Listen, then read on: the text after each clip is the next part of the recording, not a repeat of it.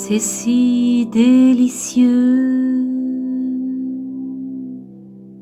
Bonjour, donc la suite de la dernière vidéo que j'avais traitée sur le sucre et en particulier autour du petit déjeuner. Alors déjà au niveau du petit déjeuner, le petit déjeuner n'est pas forcément obligatoire si vous n'avez pas faim. Donc première des choses, de vous interroger, avez-vous faim ou pas? Ensuite, je vous conseille vraiment de commencer par vous hydrater avec un grand verre d'eau et de patienter au moins le temps de votre toilette, de vous habiller, éventuellement de faire quelques minutes d'étirement avant de petit déjeuner.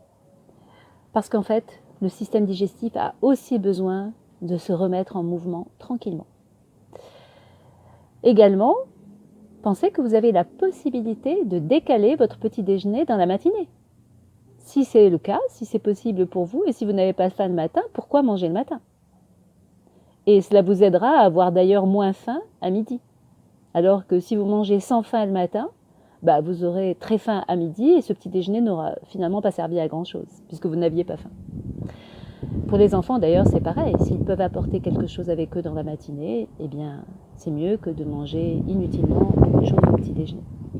Alors quant aux aliments maintenant, retenez ceci, il est important de rajouter des fibres dans notre petit déjeuner et que les sucres soient donc transformés en sucre lent grâce à ces fibres et grâce à la présence de protéines. Alors prenons les exemples des aliments cités à la dernière vidéo. Pour le jus de fruits, préférez manger un fruit.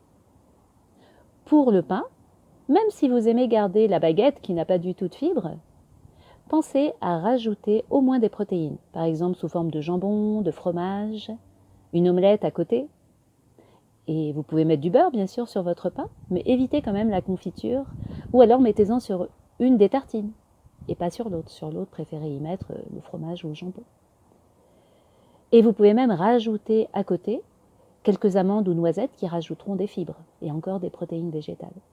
S'il s'agit des céréales, vous pouvez troquer une partie des céréales par des amandes, des noisettes, des graines de courge. Donc le volume sera le même dans le bol, mais il y aura moins de sucre et surtout moins de sucre rapide.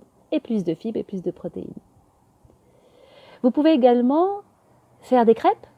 Souvent on n'y pense pas, mais en fait les crêpes, si vous les faites vous-même avec une farine intégrale, que vous remplaciez une partie de cette farine, par exemple par des graines de lin mixées, et que vous y mettiez beaucoup d'œufs, finalement c'est un aliment très intéressant et qui peut plaire. Qu'est-ce qu'on avait également? Vous pouvez également vous dire que vous pouvez manger à la fourchette. Parce que c'est une idée de se dire que le matin, il faille manger que du sucré. Vous pouvez tout à fait manger des restes d'un plat de la veille, je ne sais pas moi, une omelette à la courgette, eh bien elle peut tout à fait être prise le matin, ou du poulet froid par exemple, si vous aimez ça, bien sûr. Et vous pouvez également intégrer des légumineuses, comme on fait en Angleterre avec les haricots rouges. Vous pouvez vous manger des lentilles froides, du quinoa, ou chaud d'ailleurs, vous pouvez le réchauffer. Enfin, tellement de possibilités. Il suffit de voyager pour voir la multiplicité des types de petits déjeuners.